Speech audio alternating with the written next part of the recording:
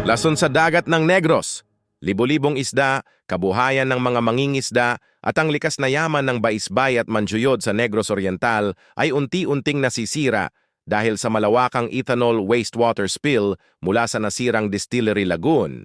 Noong October 26, 2025, bumigay ang pader ng lagon ng isang distillery ng Universal Robina Corp.